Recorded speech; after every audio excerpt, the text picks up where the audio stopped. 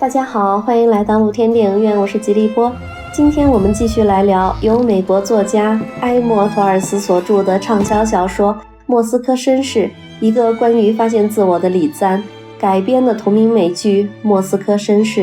本剧由老帅哥伊万·麦克格雷格主演，执导过《黑镜6》，获得76届黄金时段艾美奖的导演萨姆·米勒执导。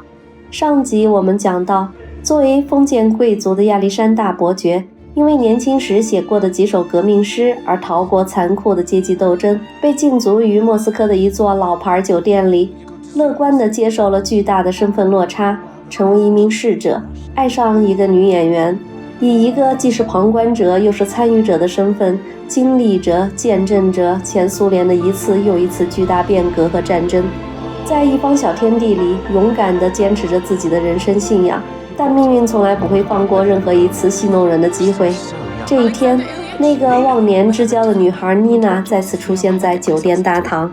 妮娜的匆匆出现让伯爵的生活再次被改变。被托付的女孩令亚历山大手足无措。穿过黑暗狭窄的楼梯来到阁楼小屋，女孩再也忍不住一路颠簸的困倦，倒头大睡。第二天，门缝里塞进一封信。醒来的女孩不忍叫醒睡在两条凳子上勉强栖身的伯爵，而把信小心翼翼地放在伯爵上衣口袋里。伯爵做的早餐并不合女孩子的胃口，头发也梳得很非主流。把女孩交给同事暂为照顾，伯爵又要去应付领导的询问。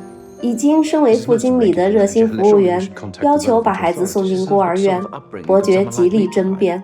总经理对副经理的越权感到非常不满，他答应伯爵把女孩留下1个月。闲暇时，伯爵才发现口袋里的那封信是来自女演员安娜的邀请，可时间已经过了。伯爵依然不甘心地跑上楼脱光衣服，冲进浴室的一刹那才发现这个时段的浴室很忙，安娜的养母正在和酒店的侍者私会。伯爵尴尬地摔了一跤。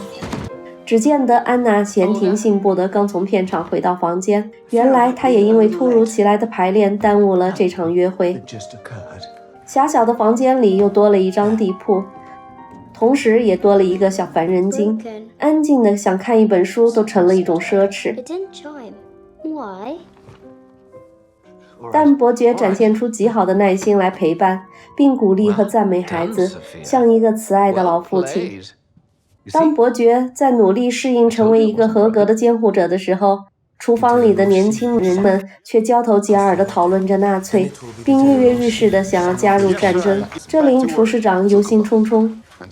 光头同志已经成为高层的领导，他依然保持着阅读以及与伯爵讨论阅读心得的习惯，但这次讨论并不顺利。因为伯爵并没有读完那本关于美国的书，光头同志很遗憾地告诉伯爵，女孩的母亲妮娜追随被流放的丈夫一起去了西伯利亚，能不能回来都不一定了。他希望亚历山大能够尽快读完这本书，因为他很想知道伯爵对这本书的想法。伯爵全身心地投入带孩子的工作中，索菲亚也认真地照搬着伯爵的一举一动，甚至连刮胡子也学得有模有样。女孩子越来越有贵族气质，但她依然很想念妈妈。安娜的套房被副经理强行拿去讨好斯大林的新欢，安娜大方地不予计较，并主动上前祝贺。可惜一轮谈话下来，让安娜不仅发现自己又失去了一个影片主角角色，还发现岁月不饶人，在别人眼里自己已经过气了。虽然领导新欢努力地解释，但安娜依然沮丧地起身离开。回到屋里，正巧碰到来访的伯爵和小女孩。伯爵才一开口，安娜就以为伯爵想让自己照顾女孩，生气地表示难道自己已经老的就只能当妈了吗？伯爵赶紧安慰着，并说明自己只是希望安娜能够偶尔带孩子出去看看外面的世界。1个月的时间很快就到了，厨房的小伙子们跑去当了兵，和大家依依惜别，奔赴前线。副经理迫不及待地就给孤儿院打了电话，并把伯爵叫到办公室，当着总经理的面就要求伯爵把孩子送走。总经理也无可奈何，伯爵只好给孩子收拾行李。索菲亚悲哀地央求把自己留下，搞得亚历山大心碎无比。安娜决定出手帮忙，她善意地告诉领导新欢自我保护的小窍门，并向文化部的领导表示自己将离开电影界转战舞台剧，同时承诺会永远保守他的秘密，并请他帮个小忙。当副经理带着人来接女孩时，伯爵坚决地表示自己就是孩子的亲人，不允许任何人带走她。同时看向了总经理，在得到文化部领导的支持下，总经理挺直腰杆支持伯爵。这场危机终于被化解。伯爵留下了女孩，躺在床上的索菲亚问伯爵，母亲什么时候能来接自己？伯爵无法回答这个问题，这个等待将成为女孩一生永远无法实现的夙愿。他并不知道，母亲和父亲早已消失在那遥远的冰原中，再无归期。1947年，伯爵在酒店里被囚禁的第22个年头，索菲亚也在这里待了快10年了。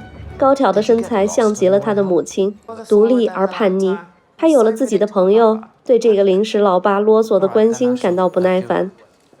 伯爵和光头同志的书籍讨论变成了对电影的讨论，而且不知不觉中，光头同志开始变得有些愤世嫉俗起来。副经理已经升为总经理，依然有事儿没事儿就找伯爵的麻烦。厨房跑了2只鹅，他都怀疑是索菲亚干的。伯爵则对日益成熟的索菲亚表现出更严厉的责任感，似乎当年坚决反对妹妹情窦初开谈恋爱的那个固执哥哥又出现了。他敏感地打断了年轻钢琴老师的教学。索菲亚失望地告诉伯爵，学琴是为了在伯爵生日那天给他一个惊喜，而这个惊喜现在无疾而终。这令伯爵又自责又无力，始终他这个临时爸爸再努力也无法充当一个母亲。他把这种挫败感归结为安娜经常离开很久去巡演，作为父亲，他需要更严厉，来防止初出社会的女孩被坏人占了便宜。安娜对这个指责倍感失望，于是把伯爵赶了出去。亚历山大知道自己情急之下当众训斥女孩是错的，于是他来找索菲亚道歉。女孩调皮地和伯爵玩起了谁先回家游戏。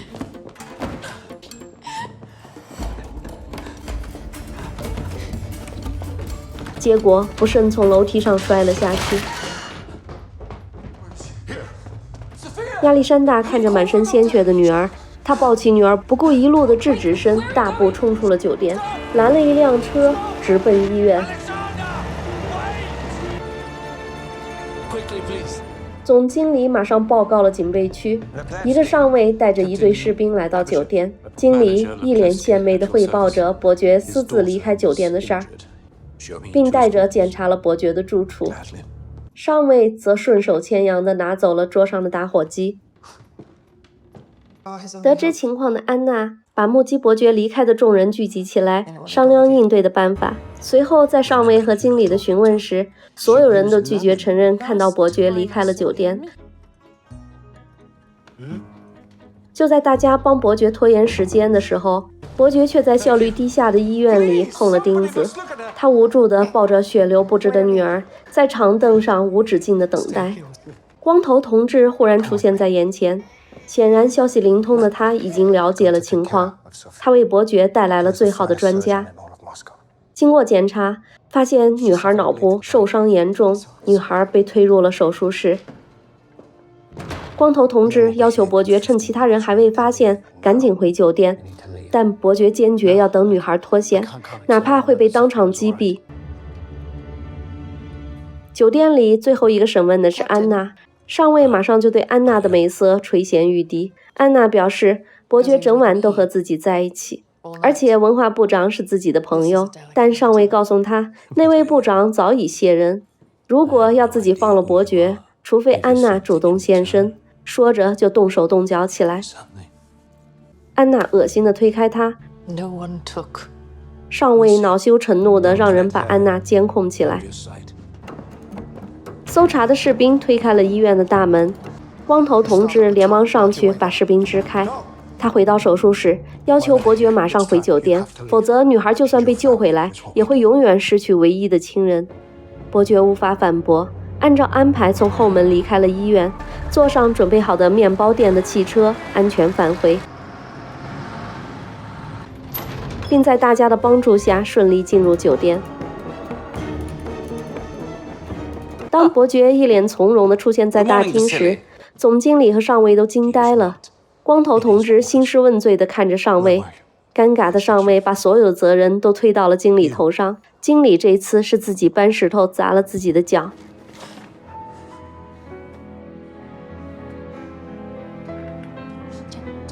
索菲亚醒来的好消息被安娜带给了伯爵。亚历山大向安娜道歉自己说的那些刻薄的话，其实是因为自己无法亲临现场为安娜的巡演捧场。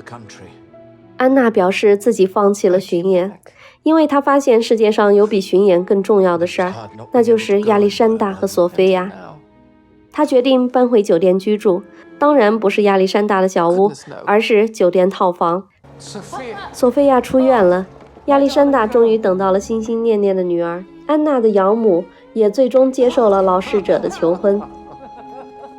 大家为亚历山大举办了一个温馨的生日宴会。索菲亚如愿以偿地当众演奏送给伯爵的献礼。在经历了几乎失去对方的艰难时光后，每一个人都对彼此倍加珍惜，互相拥抱着，无比珍惜这眼前的快乐时光。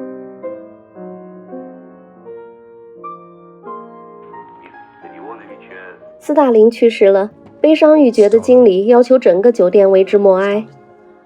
索菲亚赢得了钢琴大赛的冠军，并获得了欧洲巡演的机会。伯爵为女儿开心的同时，又难过自己不能陪伴左右。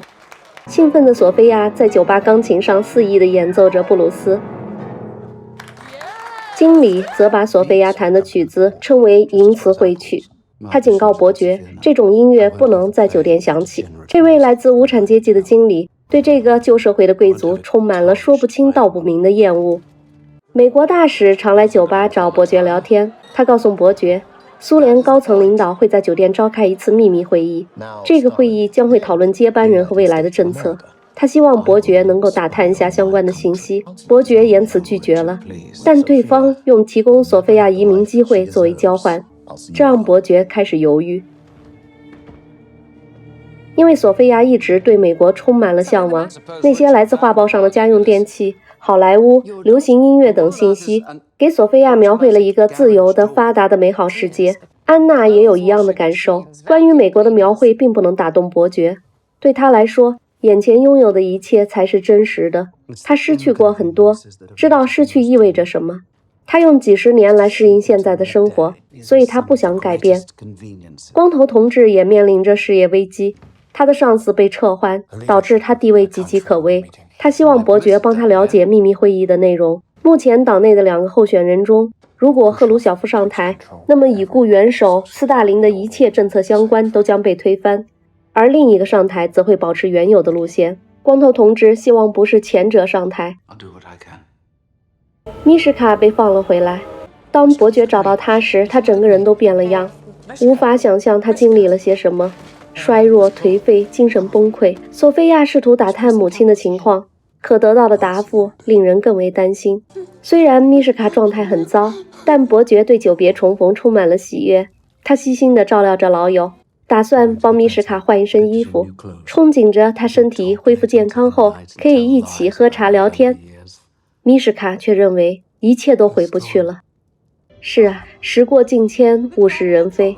被击毙在酒店门口的尼古拉公爵，杳无音讯的妮娜，衰弱疯癫的米什卡，除了囚禁在酒店里的伯爵安居一隅外，其他人早已在命运的洪流中粉身碎骨，哪还能再回到过去？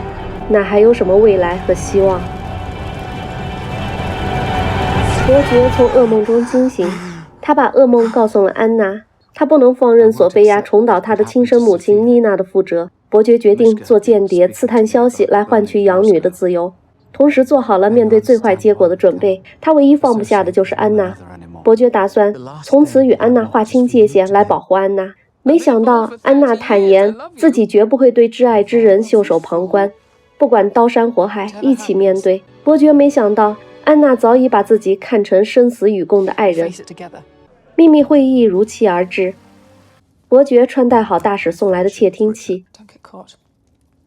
索菲亚被经理叫到了办公室，经理嚣张地撕掉她不合时宜的乐谱，警告女孩不要像她的母亲一样成为一个反动派，否则她也会死在臭名昭著的劳改营里。女孩愤怒地离开，满腔屈辱地坐在演出的钢琴位上。安娜看出不妥，上前安慰女孩。经理又变本加厉地来到跟前，要求索菲亚演奏国歌。女孩强忍着泪水开始演奏。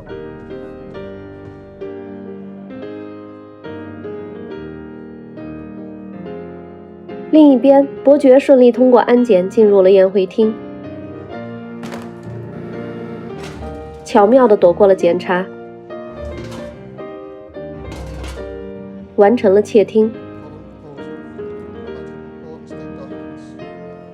他第一时间把赫鲁晓夫当选的结果告诉了光头同志。当他询问光头同志将何去何从时，光头同志坦然地回答：善用刀剑者必死于刀剑之下，前路已定。他起身向伯爵伸出手，这一刹那他不再代表权力，而是一个普通人与另一个普通人之间为多年的友谊握手道别。回到屋里，索菲亚告诉伯爵，米什卡走了，只留下了一张泛黄的黑白照片，那是一张他与伯爵的合影，风华正茂的两个人，眼里闪着光，憧憬着未来。照片后是那首救了伯爵的革命诗，而这首诗真正的作者其实是米什卡。伯爵痛苦地握住安娜的手，告诉她是时候离开了。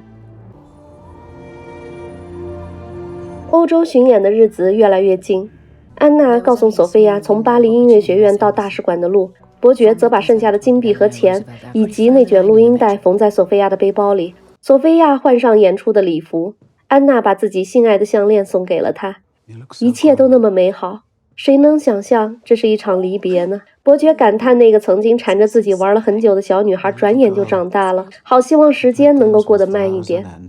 亚历山大在楼顶告诉女孩，她将在巴黎巡演后从美国大使馆前往美国，并谎称自己和安娜会从芬兰去美国找她相聚。女孩虽然放心不下伯爵，但能够前往美国是她的愿望。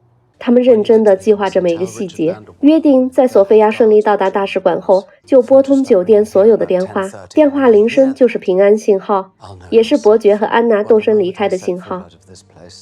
随后，安娜带着索菲亚来到酒吧放松一下，在那里，安娜提起了第一次见到索菲亚的母亲妮娜时的样子。当索菲亚再次问起伯爵和安娜什么时候能来美国时，安娜脸上满是慈母般的疼爱。她告诉女孩，不要去等待任何人，去追求自己的生活。这世界有那么多美好等待着索菲亚去发现，永远不要回头。索菲亚听出了言外之意，她含着眼泪注视着安娜，希望把这一切深深地印在脑海中。安娜紧紧地拥抱了女孩，给予她提前的告别。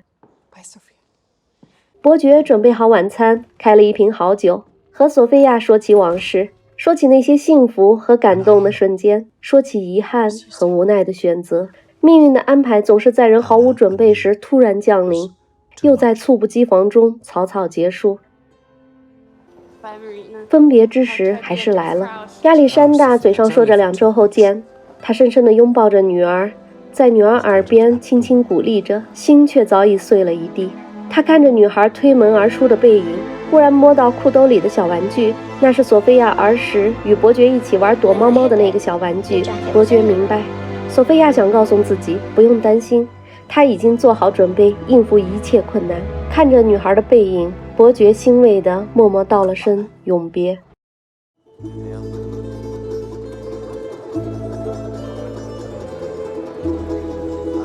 送走索菲亚，同事们邀请伯爵共进晚餐、喝酒、表演杂耍来帮伯爵排解忧伤。亚历山大欣慰地告诉大家，传说有一种果子，吃了之后可以重启人生，但他觉得重来一遍虽然可以抹去痛苦和错误，但也会带走那些幸福和美好的瞬间，以及这些令人倍感珍惜的爱人、好友和亲人。所以他举起杯，敬这个无怨无悔的一生。回到阁楼，光头同志早早地等在了那里。他告诉伯爵，他曾经手染鲜血，罪恶累累，但他最遗憾的还是没有多陪陪女儿，因为工作关系而失去和女儿相处的最后机会。现在他多么希望用一生来换那几分钟的相伴，好好的道个别，拥抱对方，告诉女儿自己有多么爱她。所以他很羡慕伯爵有这样的机会。同时他警告伯爵，索菲亚在法国的一举一动都有人监视，成功逃脱很难，而伯爵想要逃脱更难，更别说还带着安娜。果然，索菲亚的演奏顺序被临时调整到倒数第2个，这让她换装逃跑的时间变得非常短。与此同时，亚历山大和安娜在酒吧忐忑地等待着，他们在舞池中跳了最后一支舞。安娜告诉他，当晚去芬兰的火车票已经买好了。伯爵则拿到了2个芬兰游客的护照，两人约好在车站见。亚历山大告诉安娜，如果自己没有来，就赶紧走。安娜坚决表示不见不散。其实两人都很清楚，这个逃跑计划基本等于飞蛾扑火，但人生已无遗憾，最后为了希望努力反抗一次，又有何不可呢？安娜擦干眼泪，向命运报以微笑，扭头匆匆离开。索菲亚镇定地表演完，机智地逃进了厕所，乔装改扮。